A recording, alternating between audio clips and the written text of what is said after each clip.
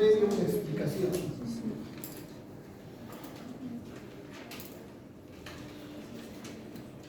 En edema es un trastorno hemodinámico muy común.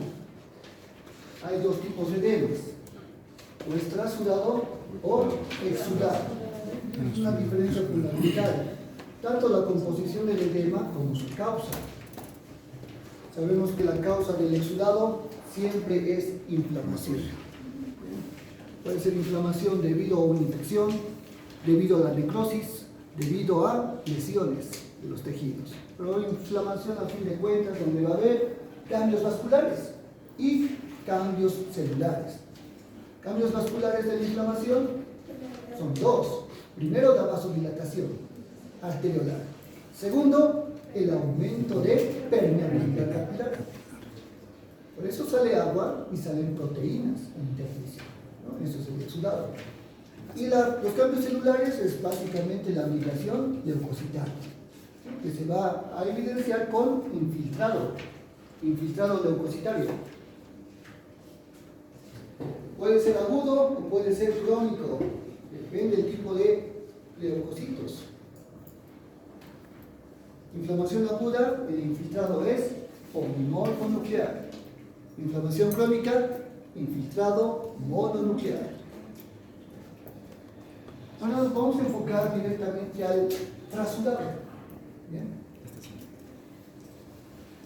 Líquido intersticial y líquido intravascular. Son dos líquidos extracelulares. En el intersticio, o sea, en los tejidos, presenta agua. En el líquido intravascular también hay agua, el plasma sanguíneo. Ahora, el movimiento del agua, o hidrodinamia, se ejerce gracias a presiones. ¿Cuáles son las dos presiones? Hidrostática. Presión hidrostática y coloidosmótica u oncótica, ¿no? Si vamos a hablar de proteínas. En el extremo arterial de un capilar sanguíneo, la presión hidrostática es alta. En cambio, en el extremo venoso del mismo capilar, la presión oncótica es más elevada. Y esto se debe a que las proteínas plasmáticas no salen de los vasos sanguíneos. Las proteínas, como la albúmina, son macromoléculas. Se van a quedar en la sangre, ejerciendo más presión oncótica pues, en el nivel venoso. Y hay dos mecanismos, ¿no? de movimiento de agua. Uno, gracias a la presión hidrostática, el agua sale hacia el intersticio. Esto se denomina filtración. El agua sale arrastrando micromoléculas, o sea, nutrientes. Y el segundo mecanismo es cuando el agua retorna hacia el extremo venoso del capilar. Esto se llama reabsorción. Y eso es gracias a la presión oncótica, ¿no? Que va jalando, atrae agua. Y eso es lo normal. Ahora, si hablamos de lo patológico, estos balances, ¿no? Estas presiones se van a encontrar alteradas. ¿De qué forma? ¿Cuál sería la primera causa para trasudado? Aumento de la presión hidrostática. Correcto. O sea, que esa presión hidrostática que ya es elevada, esté pues aumentada, o sea, sea mucho mayor. Eso ya es anormal, ¿no? Es un desbalance. Entonces, si hay una presión hidrostática más elevada de lo normal, pues también va a haber mayor filtración de agua. Hay mayor filtración plasmática, pues más acumulación de agua en el intersticio. Esto se traduce como trasudado, es edema. Ahora, si hablamos del otro, ¿no? El otro tipo de presión, ¿cuál será la alteración de la presión oncótica? Disminución de la presión oncótica. Correcto. En vez de que esté elevada, va a estar disminuida, muy baja. Y eso se debe pues a la baja concentración de proteínas plasmáticas, muy pocas. Por lo cual, la reabsorción igual va a ser mucho menor, más reducida. Y como hay menor reabsorción de agua hacia la sangre, el agua se mantiene en el intersticio. Entonces se produce trasudado. Ahora, pueden estar las dos causas juntas. Tanto aumento de presión hidrostática más disminución de presión oncótica. La coloidosmótica está baja, pueden estar las dos juntas. O pueden estar solamente una de ellas. El resultado va a ser igual, edema. Ahora, otra causa, retención de sodio. El sodio se va a retener, o sea, aquí, en la sangre.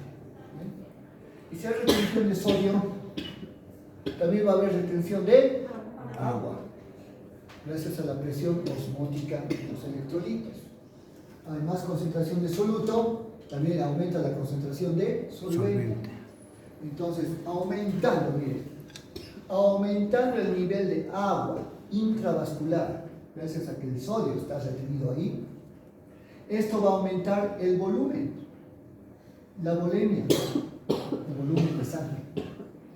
Y si el volumen de sangre se aumenta, esto incrementa la presión hidrostática.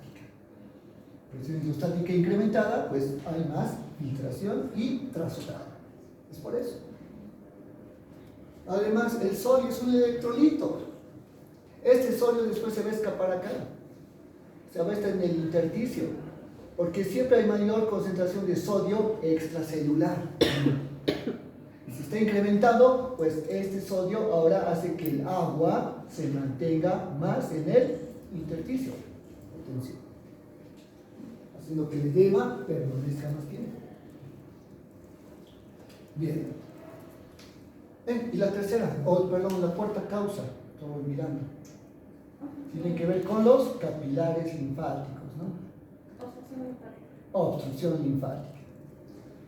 Los capilares tienen la particularidad de drenar el exceso de líquido intersticial porque presentan hendiduras endoteliales.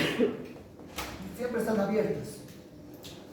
Entonces, si hay exceso de agua en el intersticio, pues gracias a estos capilares, ese exceso de agua es drenado. Va a pasar ahora como linfa al sistema linfático, para que sea filtrado, gracias a que el intersticio tiene desechos celulares. Las células captan nutrientes, captan oxígeno, eliminan CO2 y desechos. Esos desechos pues van a ser removidos, drenados por los capilares linfáticos. ¿Bien? Entonces, hay un drenaje efectivo, un drenaje linfático, pero sí, cualquier parte de ese sistema linfático presenta obstrucción, una oclusión, un taponamiento, una resección, lo que sea, la linfa ya no va a pasar. Entonces, esta linfa, al tener aquí una resistencia, ¿no? Un obstáculo, pues va a hacer que el drenaje linfático ya no sea eficiente. Por lo cual, el agua se va a mantener sin drenarse. El agua se va a acumular en el intersticio. Igual se va a presentar edema por trasudado. Esas son entonces las cuatro causas. Ahora veremos las causas de esas mismas causas. O sea, ¿cuál sería la etiología para que la presión hidrostática esté tan elevada? ¿A qué se debe? Presión hidrostática elevada. ¿Por qué? ¿Cuál es la causa? ¿Renal? ¿Cómo? ¿Puede ser renal?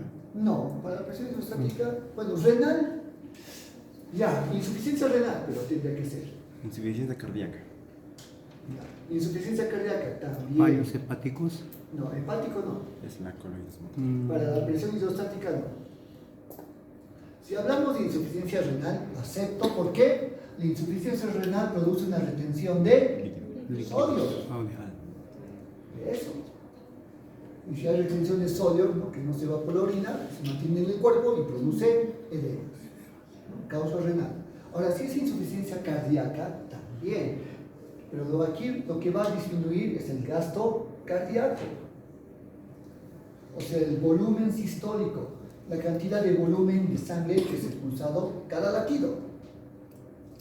Y si disminuye el gasto cardíaco por esta insuficiencia, eso se traduce como menos flujo sanguíneo hacia los tejidos y órganos. Todo disminuye. Va a haber hipoperfusión. ¿Bien? Y es el riñón. El riñón es el que detecta este bajo flujo sanguíneo renal. Y cuando detecta esto, se activa el eje renina, angiotensina, aldosterona. Es por eso. Porque si hay bajo flujo sanguíneo renal, baja la tasa de filtración glomerular. ¿Bien? Es por eso que se activa este eje. Renina, angiotensina, aldosterona. Ahora, ¿qué hace la angiotensina? 2. ¿Cuál es su acción? Salas. ¿Qué hace la angiotensina 2? Cualquiera. ¿Qué hace la angiotensina 2? ¿Cuál es el efecto? Resolución de sodio. No. Angiotensina estamos diciendo, ¿no? Absorción de... ¿Qué es angio? Vena, arteria. Vasos. Vaso. Angio significa vasos. Ahora, si hablamos de tensina, hablamos de tensión. O sea, tensión a los vasos. Eso se traduce como vasoconstricción. Por eso se llama angiotensina, porque su efecto es vasoconstricción. Y si hay vasoconstricción generalizada en todas las arteriolas del cuerpo, esto aumenta la presión arterial. Va a provocar hipertensión arterial. Si la hipertensión arterial producto de la angiotensina, esto va a elevar la presión hidrostática de la sangre, porque está a mucha presión. Y como sabemos, en el extremo arterial de los capilares la presión hidrostática es elevada, pero se va a elevar más por la vasoconstricción, por la hipertensión. Entonces esto va a causar pues, edema por aumento de filtración. O sea, ¿la hipertensión puede dar edema? ¿Sí? ¿Qué grado de hipertensión? Muchos, grado 1, grado 2, hasta grado 3. Hipertensión tiene que ser. Ahora, ¿qué tipo de edemas? Principalmente derrames. Estamos hablando de derrame pericárdico, derrame pleural sobre todo. ¿Bien? El otro, la aldosterona. ¿Cuál es el efecto de la aldosterona? Ahora sí, Mimar, estaba diciendo hace rato. Resolución de La sodio. resolución de sodio.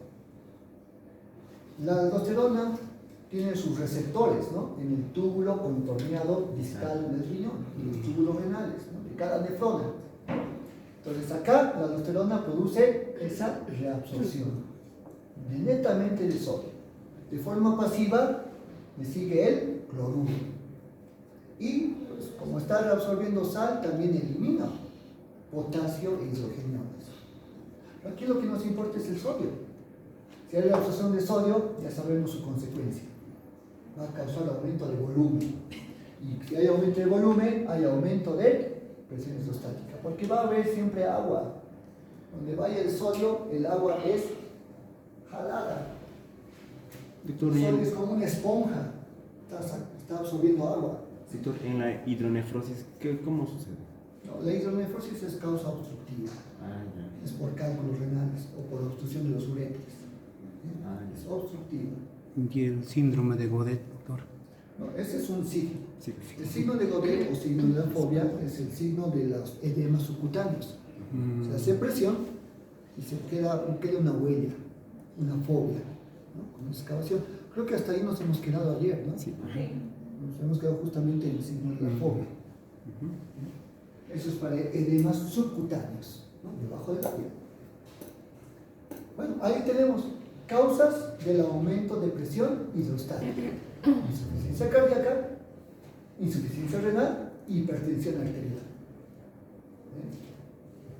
Ahora sí vamos al otro extremo.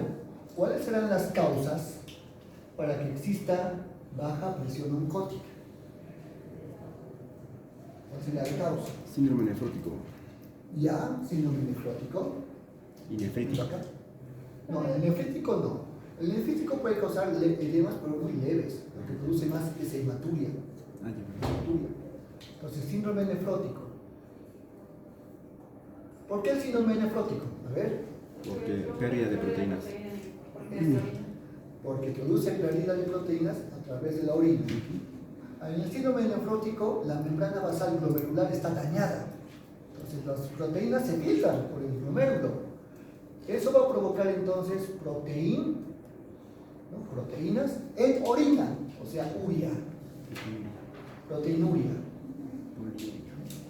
Ahora, si las proteínas que normalmente deberían estar aquí en la sangre, ¿no?, se están escapando por la filtración renal hacia la orina, eso va a bajar los niveles de proteínas en sangre.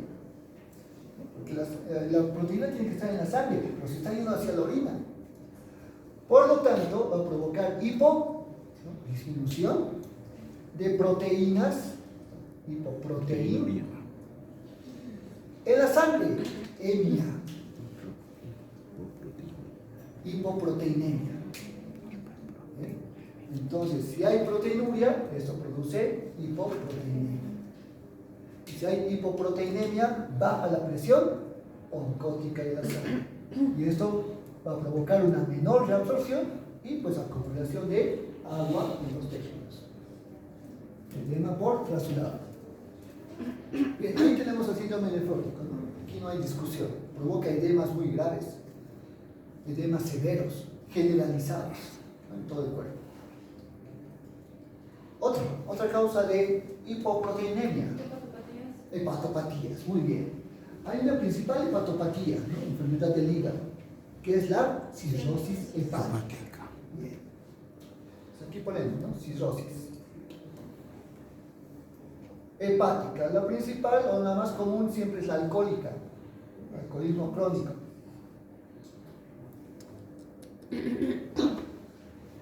Estábamos hablando ayer, ¿no? El hígado se reduce de tamaño, se hace fibrótico, porque se intoxica por el alcohol, ¿no?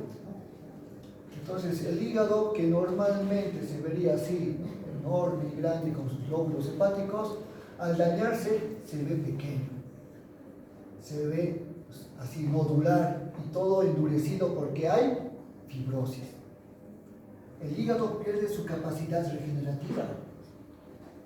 El hígado se podría regenerar a sí mismo, ¿no?, con una hiperplasia compensadora de los hepatocitos, pero como hay intoxicación alcohólica, todos los hepatocitos intoxicados ya tienen lesión celular y esta puede llegar a la lesión irreversible y a la necrosis de hepatocitos.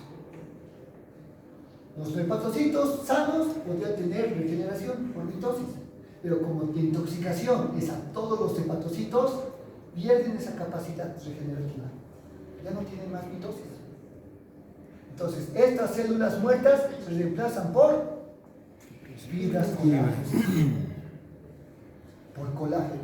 Ya no hay regeneración, pues va a haber cicatrización, fibrosis. Por eso en la cirrosis hepática, esa fibrosis producida por el hígado, pues afecta al parénquima. El parénquima es el conjunto de células funcionales de un órgano.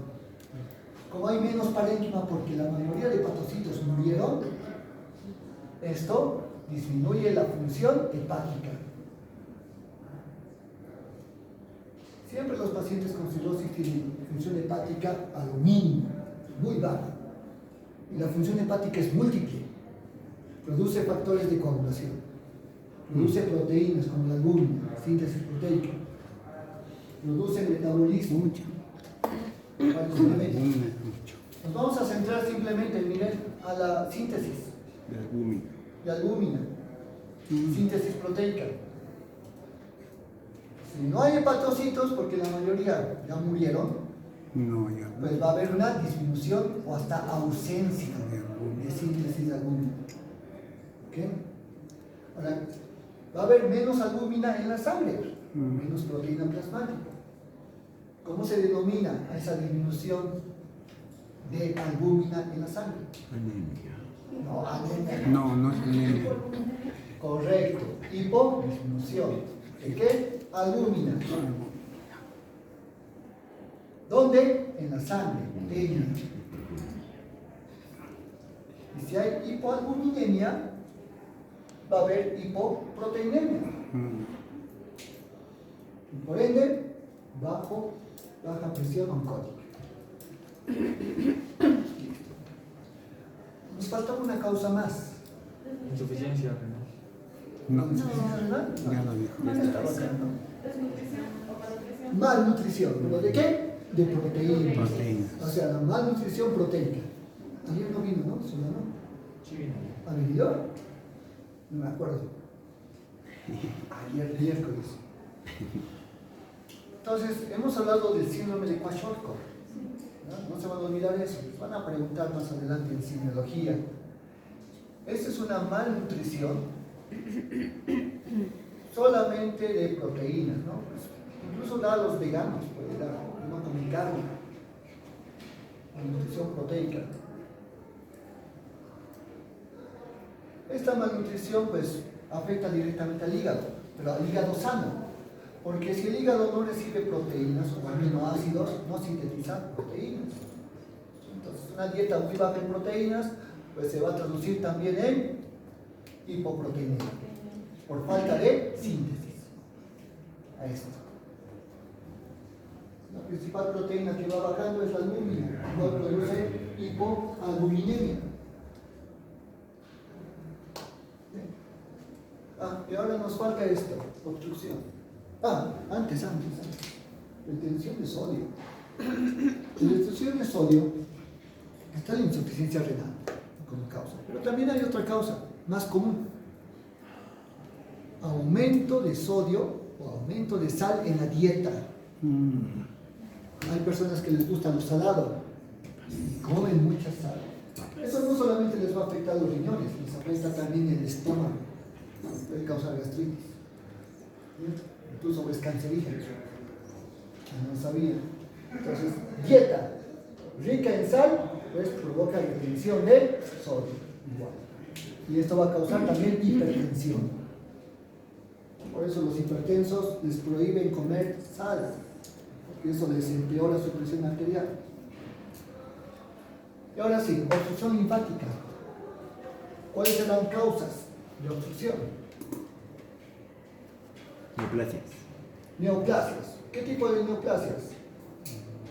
¿Benignas o malignas? Malignas. Malignas, tienen que ser un cáncer.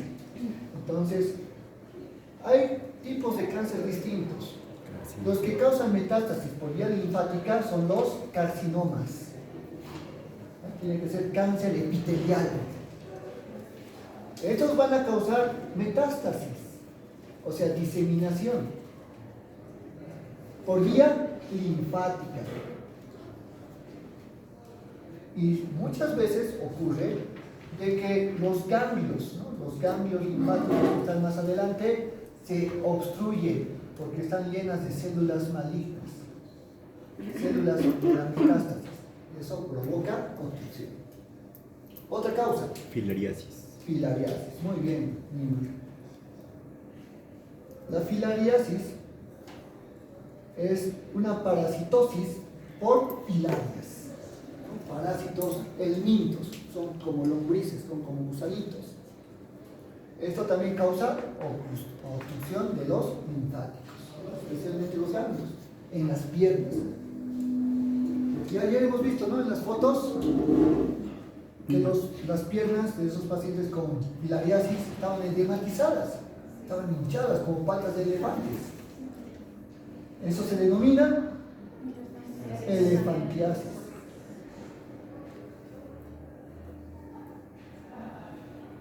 Y la última causa sería la resección, o sea, que se retiren los ganglios. Resección quirúrgica o extirpación. Eso sucede por cirugías de cáncer, o sea, sacan el tumor maligno y hacen vaciamiento de los ganglios linfáticos más los sacan, para estudiar y a ver si hay metástasis, para evitar que esa metástasis se disemine hacia la sangre. Entonces ahí tenemos las causas. Doctor, una melonefritis postestreptocócica, ¿cómo ocurre? Bueno, ocurre cuando hay la proteína M del estreptococo, se deposita en la membrana basal glomerular, ¿no?, los glomérulos. Y los anticuerpos que se producen contra este antígeno se depositan en la misma membrana. Y cuando hay formación de inmunocomplejos, o sea, antígenos más anticuerpo, los inmunocomplejos activan una vía del complemento. ¿Qué vía? La vía clásica. La vía clásica. Y donde hay activación del complemento, hay aumento de la inflamación. Y se va a inflamar la membrana basal del glomérulo, causando glomerulonefrosis. Y se va a dañar. Se va a dañar el glomérulo. Es el complemento el causante. Ahora vamos a hablar de dos, aparte, antes de empezar a eso. Hiperemia y congestión. Son dos alteraciones hemodinámicas, ¿no? De aparte. Ambas se definen como la acumulación de sangre en órganos y tejidos. ¿Bien? Ambos. Entonces, hay mayor cantidad o volumen de sangre acumulada en un órgano o tejido concreto. ¿Bien? Esa es la definición de las dos. Ahora, ¿en qué se diferencia? En el tipo de sangre. ¿Bien? En la hiperemia, la sangre que se acumula es sangre arterial. Y en la congestión va a ser sangre venosa. ¿Entienden? Esa es la diferencia fundamental, ¿no? El tipo de sangre acumulada. Incluso el nombre, ¿no? Nos da la pista. Hiper, aumento. Emia, sangre. Aumento de sangre. Ahora, el mecanismo también es distinto. Para que exista hiperemia, hay un mecanismo que es totalmente activo. Y ese mecanismo es la vasodilatación. La vasodilatación afecta a las arterias pequeñas, o sea, las arteriolas, arteriolar, ¿no? Y si hay vasodilatación, aumenta el flujo sanguíneo. Más flujo de sangre, por eso hay hiperemia. En cambio, en la congestión, su mecanismo es pasivo. ¿Bien? Porque las venas no tienen vasodilatación, no se dilatan, no tienen músculo liso. El mecanismo pasivo se traduce como disminución del drenaje venoso, o también se puede traducir como disminución del retorno venoso. La sangre venosa y la circulación sistémica tienen que retornar al corazón. Por eso toda la sangre de las venas van, ¿no?, hacia las venas cavas. Vena cava superior, la mitad superior del cuerpo; vena cava inferior, la mitad inferior del cuerpo. Están regresando al corazón, a la aurícula derecha. Entonces, que haya una disminución de ese retorno venoso va a hacer que la sangre venosa se acumule en tejidos y órganos. Ahora, la sangre arterial. La circulación sistémica es una sangre muy oxigenada. Tiene una alta concentración de oxígeno, ¿no? Y por eso, ¿cuál es el color de la sangre arterial? Rojo brillante. Es un rojo brillante, ¿no? Es rojo rutilante. Ahora, si un órgano está lleno de sangre arterial oxigenada, su color es rojizo.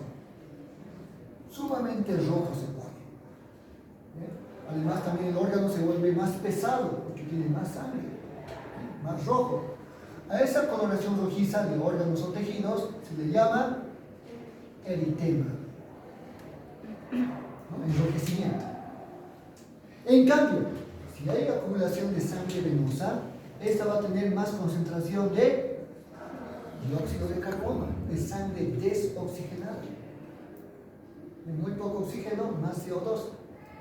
Por lo cual, cuando un órgano o tejido tiene mucha sangre venosa sin oxígeno, se pone medio oscuro, más azulado.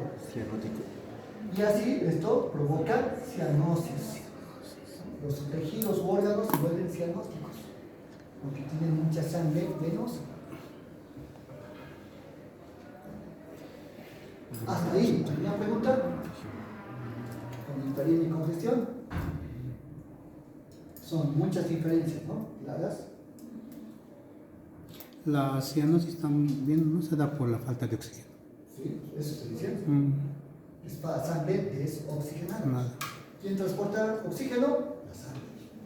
Mm, Ahora, ¿se acuerdan de las hipoxias? Hemos hablado de 4 tipos de hipoxias al principio del semestre. Hipoxia hipoxémica, hipoxia anémica, hipoxia, ¿qué más será? Hipoxia anémica, isquémica y hipoxia citopática. ¿A cuál corresponde esta hipoxia? Isquémica. No, Anémica. ¿A cuál corresponde? isquémica. Bueno, isquémica sería una falta de flujo sanguíneo arterial, ¿verdad? Anémica. no, ¿Cuál Hipoxémica. ¿Verdad? Si hay menos oxígeno es hipóxica. hipóxica. Es decir, anemia o hipoxia hipoxémica. Porque la sangre venosa tiene menos oxígeno. Mm, Está recibiendo más irrigación, no es anémica, no es isquémica tampoco, porque está lleno de sangre. El problema está la concentración de oxígeno en esa sangre, es muy poca. ¿Bien? Entonces, hipoxia hipoxémica provoca cianosis. cianosis. Ahora, si una persona igual no respira, ¿verdad? Está asfixiada, se va a volver cianótico. Mm, Pero igual por hipoxia hipoxémica, porque hay falta de flujo o ventilación respiratoria. Ahora la hiperemia se clasifica en dos. Hay una hiperemia fisiológica, y si hay fisiológica, su contraparte será patológica. La hiperemia fisiológica nos da cuenta de que es un proceso normal, ¿no? Fisiológico, que normalmente va a haber acumulación de sangre arterial por vasodilatación, pero tiene que ser normal el proceso. Ejemplos. Ejercicio. Correcto. Ejercicio físico es netamente fisiológico. Uno hace ejercicio y entra en calor, porque eso va a provocar vasodilatación del ejercicio. Y los principales tejidos, ¿no?, que tienen que necesitar más sangre es el tejido muscular, Esquelético. el muscular esquelético. Está en contracción, ¿no?, constante. Entonces va a aumentar su flujo sanguíneo, va a haber vasodilatación y el músculo se pone rojo, rojizo, eritematoso, porque necesita mayor consumo de oxígeno. Esa es una hiperemia fisiológica. Otro ejemplo, la digestión. Entran los alimentos, ¿no?, por el tubo digestivo, pasan al estómago. El estómago tiene que tener hiperemia y lo realiza justamente la prostaglandina I2. ¿Se acuerdan la COX? Hemos hablado de esto, ¿no? Esto lo voy a borrar, pero había la COX-1 y la COX-2, la ciclooxigenasa, ¿no? Tal vez no estaba en esa clase. La COX-1 es normal, es constitutiva. Esto genera que se produzcan metabolitos del ácido araquidónico, prostaglandina I2, y esta provoca vasodilatación normal para aumentar el flujo sanguíneo. En el estómago, en la mucosa gástrica, esto es esencial, porque al mayor flujo sanguíneo hay más moco protector, moco con bicarbonato. Bien, para proteger al estómago del ácido. Pero ¿qué pasa con los AINES? Les dije, ¿no? Los antiinflamatorios no esteroideos inhiben a la ciclooxigenasa, a la 1 y a la 2. Ahora, si la 1 se afecta, no hay prostaglandinas constitutivas normales y no va a haber vasodilatación ni aumento de flujo, y pues el moco disminuye. Si hay disminución de moco, esto provoca gastritis medicamentosa por AINES, porque tiene menos protección al ácido clorhídrico. Ahora, en la digestión sí debe haber hiperemia, porque en la digestión normal esta COX-1 provoca vasodilatación arterial, aumenta el flujo sanguíneo pues el estómago, la mucosa se pone roja. En el intestino delgado lo mismo. Hay hiperemia, porque tiene que haber absorción de nutrientes. Eso es justamente, ¿no? Cosa de la ciclooxigenasa. Totalmente fisiológico. Ahora, si es patológico la vasodilatación, ¿qué proceso patológico produce hiperemia? Inflamación. Correcto. Eso es tener sentido común, lógica. La inflamación aguda. Porque el primer cambio vascular de la inflamación es la vasodilatación de las arteriolas. Con lo cual aumenta el flujo sanguíneo y hay rubor, hay enrojecimiento, ¿no?, de la zona inflamada. Pero es patológico. Y si hay eritema, ¿verdad?, por una hiperemia patológica, va a haber también edema. Edema por exudado, ¿no?, en la inflamación, porque hay aumento de la permeabilidad de los capilares. Bien, ahora, antes de pasar esto, vamos a poner el ejemplo del corazón. Hemos hablado mucho de la hiperemia, ahora con la congestión. El corazón tiene cavidades derechas e izquierdas. Vamos a hablar de la cavidad derecha, ¿no?, la mitad derecha del corazón. Tiene aurícula derecha, ventrículo derecho. Del ventrículo derecho sale la arteria. ¿Qué arteria sale? La arteria pulmonar. Aquí se encuentra la válvula pulmonar. Entre aurícula y ventrículo se encuentra la válvula tricúspide. ¿Qué venas llegan a la aurícula derecha? Las cavas. Las cavas. Vena cava inferior, vena cava superior. Hemos hablado algo importante, retorno venoso. Les dije que toda la sangre venosa sistémica del cuerpo tiene que regresar al corazón a través de las venas cavas y llegar a la aurícula derecha. De ahí la sangre venosa va a pasar al ventrículo derecho y en cada sístole ventricular la sangre va a pasar por la arteria pulmonar, ¿no?, para la hematosis, intercambio gaseoso. Eso sucedería en condiciones normales. Aquí vamos a hablar de patología. Cualquier causa, no importa si es cardíaca o extracardíaca, pero que afecta al retorno venoso, va a provocar congestión de la sangre. ¿Bien? Podemos mencionar dos cosas muy sencillas. Fibrosis pulmonar. Si el pulmón está fibrosado, hay una fibrosis producto de mucha inflamación continua, ¿no?, crónica, siempre hay fibrosis. El pulmón ya ofrece una resistencia vascular y la sangre de la arteria pulmonar ya no llega efectivamente, porque el pulmón ya está fibrótico. Entonces eso va a afectar siempre de forma retrógrada. Y eso es típico de la congestión, jóvenes. Anótense esto. La afección es retrógrada, hacia atrás. Se afecta una parte, se va a afectar hacia atrás las siguientes partes. Siempre hacia atrás. Entonces, si la arteria pulmonar está afectada porque no está llevando sangre correctamente al pulmón, va a haber congestión. O sea, se va a llenar la arteria pulmonar de sangre venosa. Y esto va a afectar al siguiente punto, al ventrículo derecho. El ventrículo derecho tiene que inyectar sangre con cada latido, ¿verdad? Pero aquí hay una resistencia de la arteria pulmonar. ¿Qué va a hacer el ventrículo derecho? Aumentar su fuerza contráctil. Que el miocardio tenga mayor fuerza. Y con esa contracción forzada, con el tiempo va a presentar una adaptación. Hipertrofia. Hipertrofia ventricular. Va a crecer. Y va a crecer, ¿no? Ahora, el miocardio del ventrículo derecho es muy distinto al ventrículo izquierdo. ¿Cuál es más grueso? El izquierdo. El izquierdo. ¿Verdad? Porque tiene que llevar con mucho impulso la sangre a través de la arteria aorta, circulación sistémica. En cambio, del ventrículo derecho, su miocardio es más delgado, porque solamente tiene que llevar sangre al pulmón, más cerca.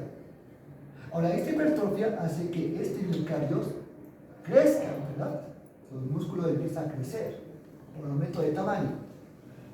Pero esta hipertrofia con el tiempo provoca una dilatación del ventrículo. O sea, el ventrículo tiene un miocardio grueso, pero el ventrículo se va dilatando, su cavidad se hace mayor. Esto va a provocar una cardiomegalia, un aumento del tamaño del corazón. Pero esta cardiomegalia es dilatada. El ventrículo está muy grande, está dilatado. Este tipo de hipertrofia anómala se llama hipertrofia excéntrica, porque está creciendo hacia afuera. En el ventrículo izquierdo, ¿se acuerdan que el engrosamiento era hacia adentro y reducía la cavidad ventricular? Era hipertrofia concéntrica, porque crece hacia el centro. Este es excéntrico. El corazón va a perder fuerza de contracción, su miocardio está muy dilatado. Entonces aquí la bomba cardíaca falla y el ventrículo derecho empieza a llenarse de sangre venosa porque está muy dilatado y ya no va a poder expulsar esta sangre venosa a través de la arteria pulmonar. Entonces esto provoca insuficiencia cardíaca porque ya no puede inyectar esta sangre porque está muy dilatado el corazón. Esto se va a llamar insuficiencia cardíaca congestiva, justamente esto, congestión. Hay mucha sangre acumulada. Y esto provoca que aumente tanto el volumen de sangre que poco a poco ese volumen aumentado hace que el ventrículo se dilate más. Eso ahora va a ser un doble problema para el ventrículo. Hay dilatación por congestión y hay dilatación por aumento de volumen. Ahora, ya que el ventrículo derecho está completamente afectado, esto va a afectar a la siguiente parte retrógrada, a la aurícula derecha. La aurícula derecha ahora no va a poder llevar su sangre hacia el ventrículo, porque el ventrículo está lleno de sangre, no hay espacio. Entonces, ¿qué pasa con la sangre de la aurícula derecha?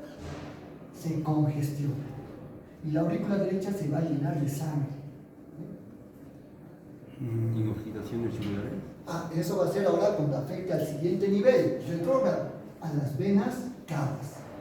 Entonces las venas cavas ya no pueden drenar sangre al corazón, porque el corazón ya está lleno de sangre, está congestivo. Entonces las venas cava superior y cava inferior se congestionan. Y justo, acumulación de sangre venosa. Ahora en las venas cavas superiores, ¿verdad? Aquí desembocan otras venas, las yugulares. Y si las venas yugulares no pueden llevar sangre a la vena cava superior porque está llena, las venas yugulares ahora van a tener congestión. Y eso se ve en el cuello. ¿Han visto pacientes tal vez así, no? Así en el cuello. Tienen unas venas muy evidentes. Saltan a la vista, ¿no? Estas venas. Eso se denomina ingurgitación yugular. Ingurgitación. Y eso es justamente un signo de congestión venosa. Normalmente aquí las venas yugulares no se notan. ¿Bien? Ahora, si aumenta la sangre venosa, esto aumenta el volumen de sangre. Y si hay aumento de volumen, aumenta la presión hidrostática. Y si hay incremento de esta presión hidrostática, va a causar trasudado, edema. Y eso es lo peor que va a ocurrir con la vena cava inferior. La vena cava inferior, que está ya congestionada de sangre, ahora va a afectar a otras venas. ¿Cuál es la primera vena que llega a la vena cava? La porta. No, No.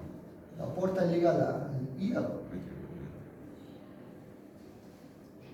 ¿Cuál es la vena que llega pues, a la vena cava inferior?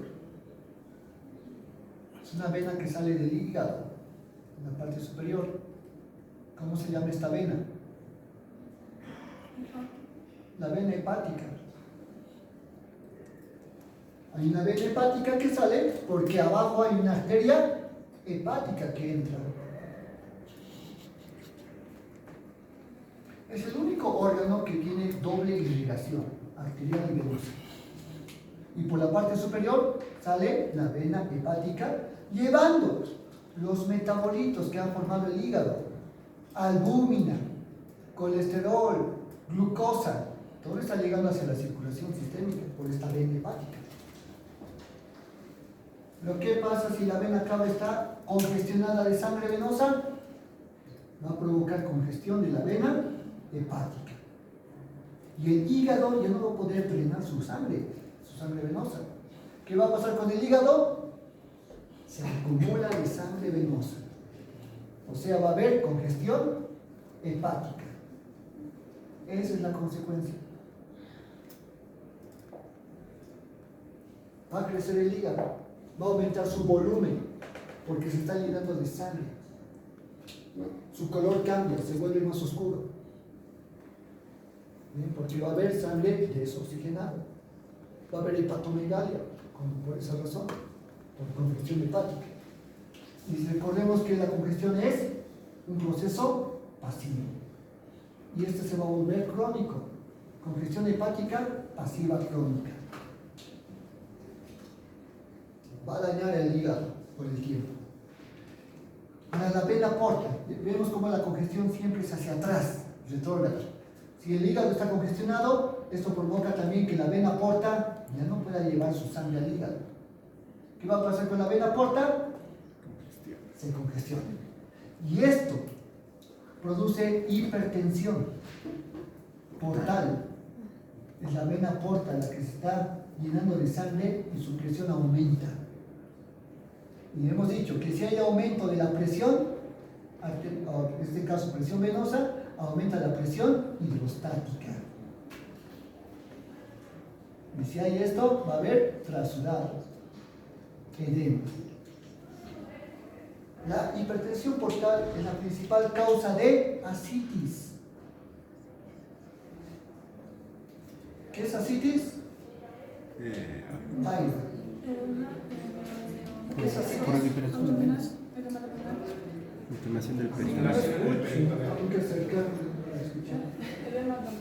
Correcto, ya. Es un edema del peritoneo, un derrame peritoneal o intraperitoneal. ¿Y por qué? Porque todas las afluentes de la vena portal están en el peritoneo. Las venas mesentéricas, superior e inferior, se van a congestionar. La vena esplénica también. Y va a haber después congestión esplénica, congestión del vaso, esplenomegalia y ascitis. Y luego va a afectar a la vena ilíaca, ¿no? a las venas ilíacas. Y va a afectar a las venas de las piernas, retrógradas. Y después esto va a causar edema en los pies. Edema de miembros inferiores.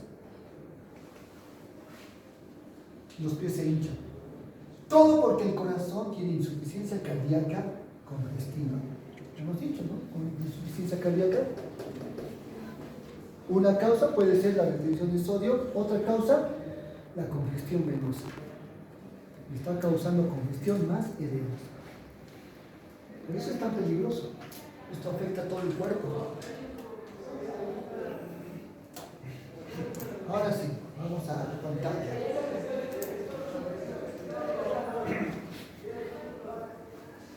Voy a apagar la luz. Esta partecita de atrás.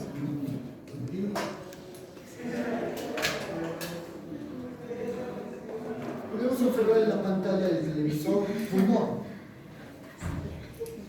Solamente que los alveolos no están llenos de aire, están llenos de líquido, de agua.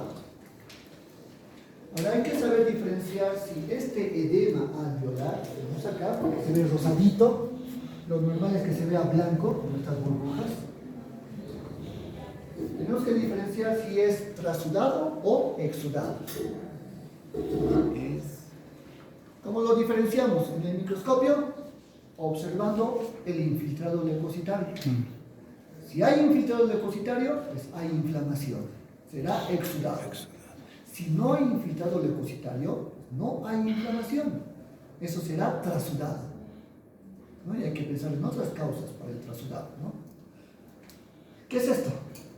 ¿Exudado o trasudado? Exudado. Algunos dicen tras, otros dicen ex. Mi ex. Hay infiltración de leucocitos. Hay macrófagos, hay muchos neutrófilos. Esto es exudado. Es inflamatoria la causa. ¿Bien? Si se toma muestra de este edema, va a tener una alta concentración de proteínas. Miren, está más notorio el exudado, ¿no? ¿Por qué? Porque hay infiltrado leucocitario. Es inflamación. Y si hay inflamación, hay dos cambios vasculares: vasodilatación y aumento de permeabilidad capilar. Eso ya hemos llevado.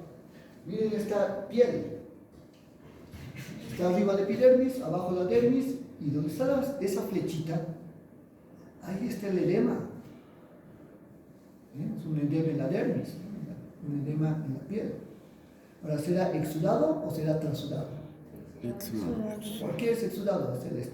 Porque tiene infiltrado leucocitario. Correcto, aquí está. Y esto que parece una nube rosada, eso es el exudado. Y miren cómo está causando tumefacción. Miren cómo la epidermis está sobrelevada, ¿no? Como una montañita. Esto es una roncha. Estos se llaman abones. Abón, ¿no? Con H. Y son de causa pues alérgica. Como una roncha en la piel, ¿no? Porque hay tanta liberación de histamina, hay aumento de permeabilidad, pues va a haber inflamación localizada. Edema, con exudado. Aquí estamos viendo corazón. ¿Bien? Va a ocurrir un infarto agudo del miocardio. Y pues siempre que haya necrosis, va a haber inflamación como consecuencia. Aquí podemos observar al centro una vénula postcapilar. Miren cómo los leucocitos están saliendo, ¿no? Hay migración leucocitaria. Hay marginación, rodamiento, adhesión. Aquí está en diapédesis. Y luego salen para tener quimiotaxis. Pero para esa quimiotaxis, el tejido debe tener edema. Debe estar inundado con agua. Y siempre va a ser exudado, ¿no? El edema inflamatorio. Ahora, si pasamos a este corte de pulmón, ¿notan la diferencia? El contenido aéreo y líquido es el color, ¿no? El aire es blanco, en la parte superior derecha, y el resto se ve rosado.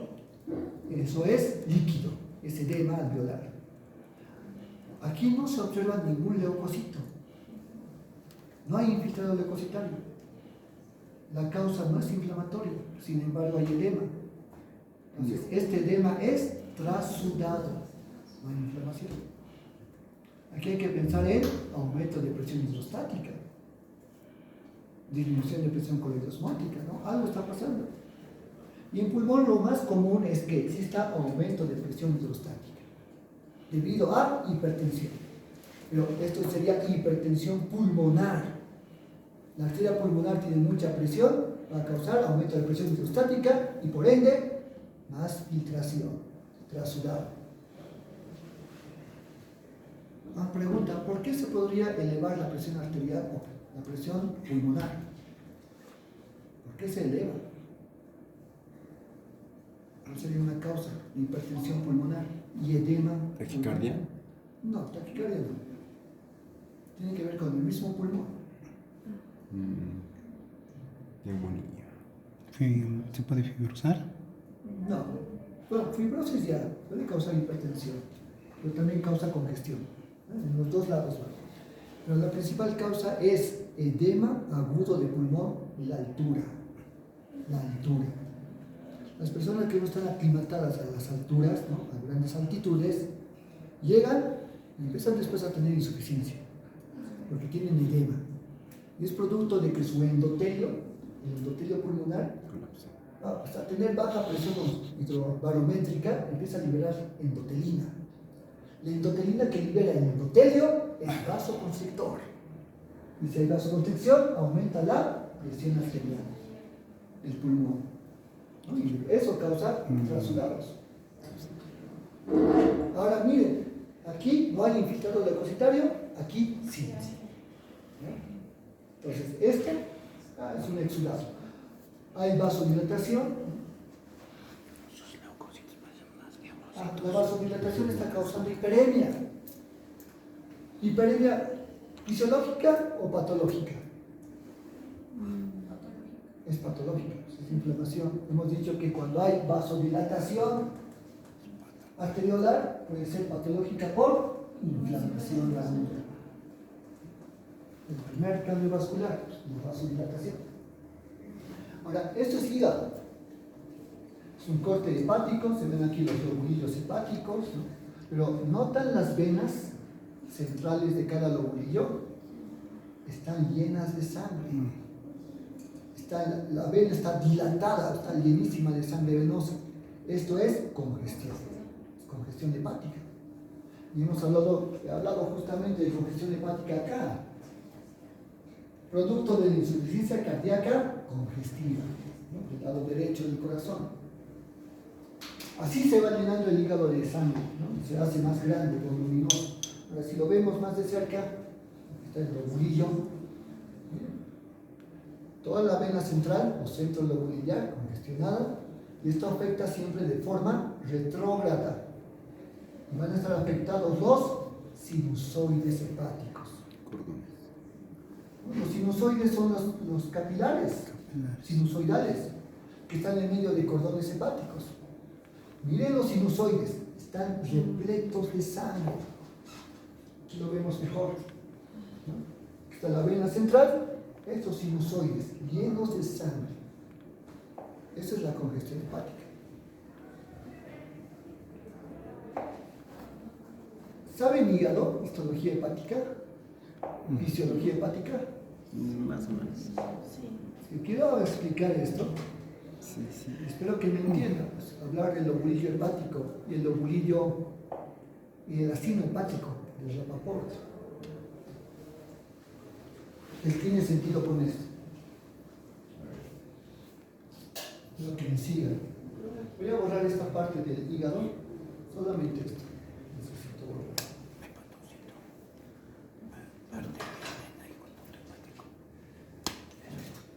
El lobulillo hepático es la unidad estructural del hígado y la unidad funcional es el hepatocito, ¿verdad?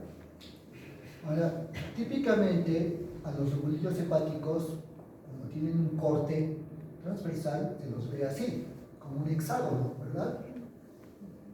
Aquí está la vena central o centro lobulillar, y en cada esquina hay áreas portales. Cada área portal tiene una triada portal, 3 elementos, ¿verdad? Una rama de arteria hepática, o sea, una arteriola hepática. Una rama de la vena porta, o sea, una vénula porta. Y el tercer elemento es un conducto biliar, ¿no? Los que están drenando la bilis para llevarlo hacia la vesícula biliar, ¿no? Esta es la tríada portal. Ahora, en el interior del lobulillo está el parénquima hepático, o sea, el conjunto de hepatocitos. Y los hepatocitos se distribuyen así, o sea, en hileras, siempre así de forma radial. Si aquí dibujo una fila de hepatocitos, están alineados en forma de cordón. Esto se llama cordón hepático, ¿no? Los cordones hepáticos de fila de hepatocitos.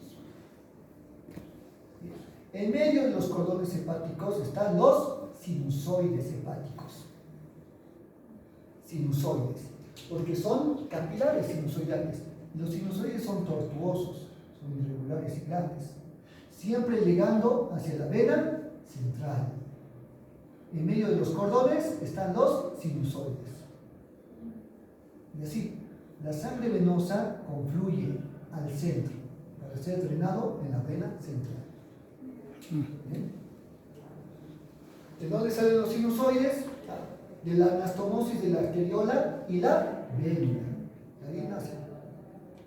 Se juntan las dos, forman un sinusoide. Sin embargo, lo que voy a explicar es esto, el acino hepático. Rappaport, que ha sido un médico, ha hecho un diagrama, eso es netamente esquemático, para explicar una función importante, la oxigenación de los hepatocitos.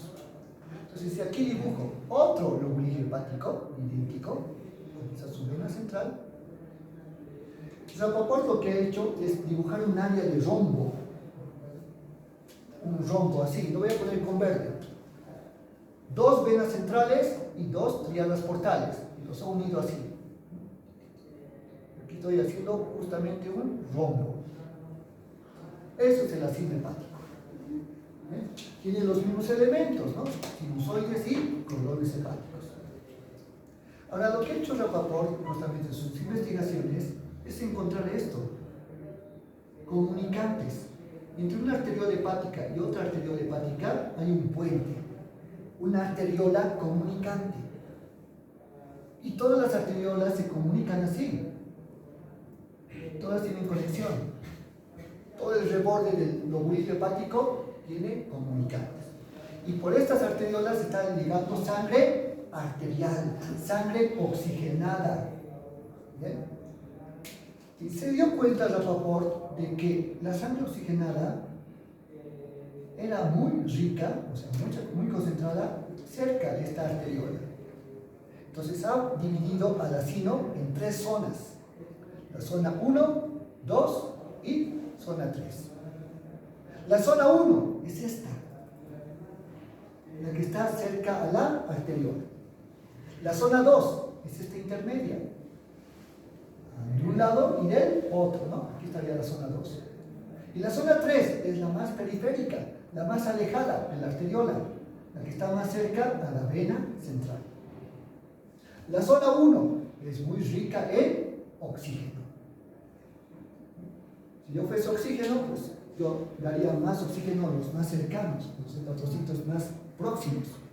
Y ellos consumen oxígeno y pues acá los hepatocitos dejan menos oxígeno para la zona 2. La zona 2 tiene oxígeno regular. Pero ¿qué pasa con la zona 3? Aquí el oxígeno ya no llega mucho.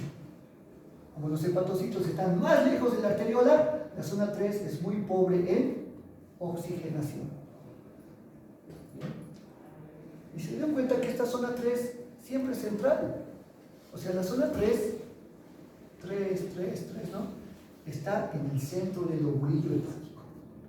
Y aquí los hepatocitos son muy propensos a la hipoxia. Y si hay hipoxia, va a haber lesión celular. Hipoxia o isquemia. Bien. Ahora, ¿qué pasa aquí? Como estamos observando, aquí está la vena central. Y estos hepatocitos son de la zona 3, del acino hepático. Pero ya no están vivos. Miren, los hepatocitos están muertos. Hay necrosis de los hepatocitos. ¿Por qué hubo necrosis? Por la hipoxia. Por la hipoxia. Y la causa de hipoxia es esto: la congestión hepática. Porque la sangre es desoxigenada. Que haya menos sangre oxigenada afecta a la zona 1 y 2, pero no mucho, porque están cerca de la arteriola. Pero va a afectar mucho a la zona 3, porque de hecho ellos tienen hipoxia. Con más congestión hepática van a llegar a la anoxia, a la falta total de oxígeno. Y por eso esta zona 3 va a presentar necrosis. Eso se llama necrosis centro-lobulillar, porque está en el centro del lobulillo hepático. Ahí está la evidencia, ¿no? Ahí está la necrosis centro-lobulillar. Viendo ahora más de lejos, toda esta zona 3, toda tiene necrosis centro-lobulillar, más congestión hepática. Y pregunta del examen: microscópicamente se ve así, ¿no? Necrosis centro-lobulillar. Ahora, macroscópicamente, cuando se observa el hígado, se ve un hígado con manchas cafés, con puntitos cafés de congestión hepática y necrosis. Eso se llama hígado en nuez moscada. Eso es un patrón patológico y es patognomónico único de la congestión hepática y la necrosis centrolobular. Eso se ve en las autopsias. Aquí vemos arteriolas, este es otro órgano. Se ve que es arteriola porque hay músculo liso y todas están dilatadas. Entonces hay hiperemia por vasodilatación de arteriolas. Aquí vemos globo ocular, la coroides, la túnica vascular. Y estas arteriolas igual están dilatadas, por lo cual hay hiperemia de la túnica coroides. Ahora volvemos al pulmón. Hay vasodilatación. Entonces hay hiperemia o congestión. Congestión. Hiperemia, vasodilatación están diciendo. Vasodilatación. ¿Por qué? Porque hay inflamación. Y si hay inflamación, hay infiltrado leucocitario y exudado alveolar, ¿no? Enzima alveolar. Entonces aquí ya estamos mezclando otros componentes, edema e hiperemia. Inclusive aquí hay también sangre dentro de los alveolos. Pequeños vasos sanguíneos pueden romperse como los capilares, son muy delgados y frágiles y se escapa sangre.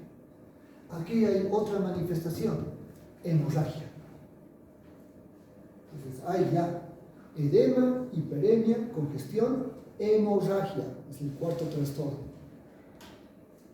La hemorragia es la salida o escape de sangre a través de la rotura vascular, la rotura de la pared de vasos sanguíneos.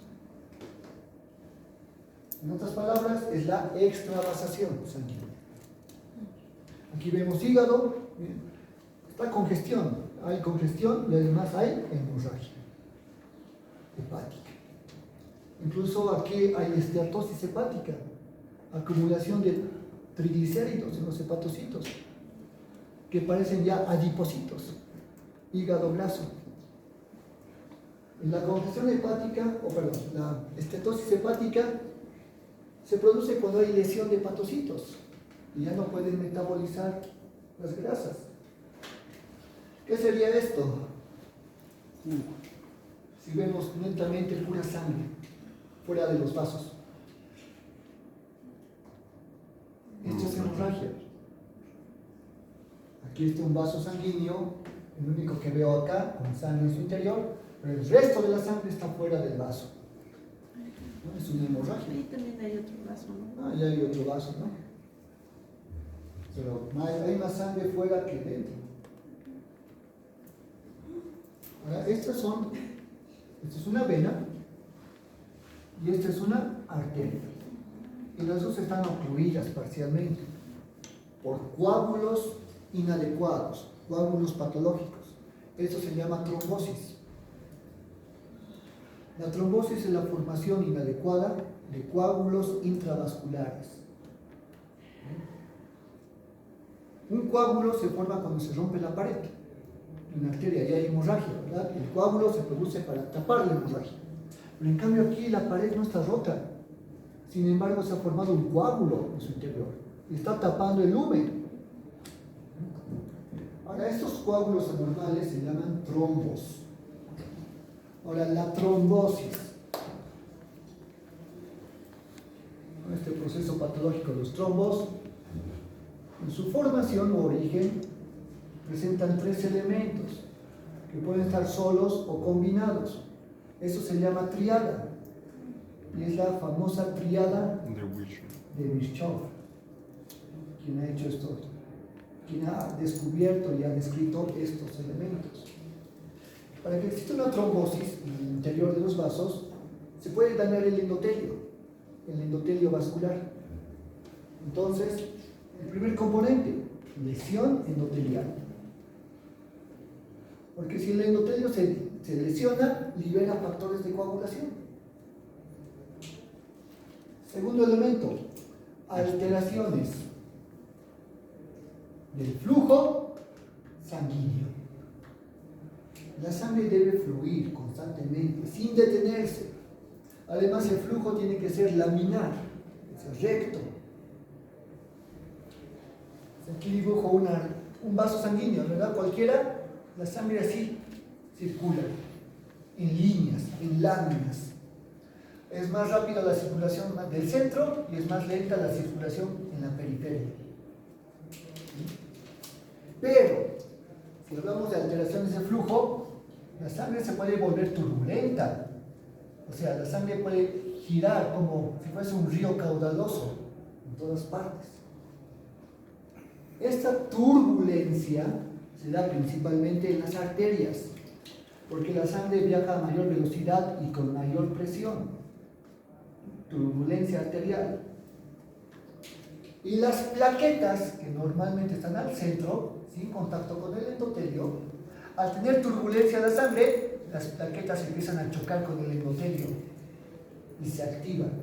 Y las plaquetas se agregan, se juntan y así se forma un trombo arterial.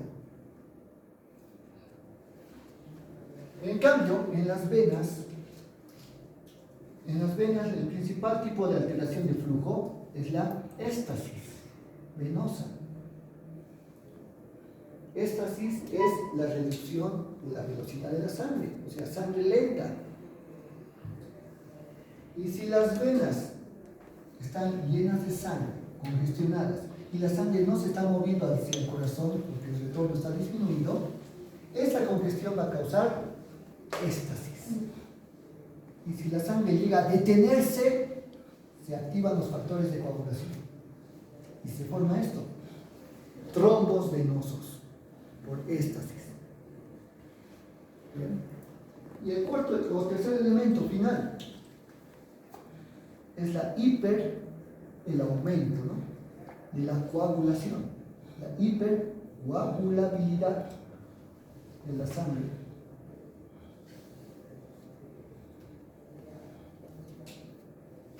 O sea, la sangre está muy propensa a coagularse en cualquier momento. Cuando lleguemos en clases, vamos a ver algo a factores procoagulantes y factores anticoagulantes. Los dos deben estar balanceados. Pero en estos estados de hipercoagulabilidad, pues hay más factores protrombóticos, procoagulantes, y los factores antitrombóticos están disminuidos.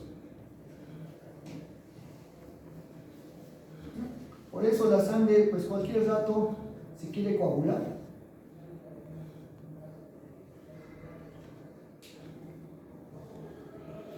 Ya les vamos a hablar después de esas causas, ¿no? ¿Por qué están los factores protrombóticos elevados? Los noto muy aburridos. ¿Hasta qué vamos a terminar? Porque si no, no me van a entender después los demás. Es pura trombosis, después embolias y después infartos. Y después laparoscopía, ¿no? Eso mucho. Esto vamos a continuar la próxima semana, cuando lleguemos en clase.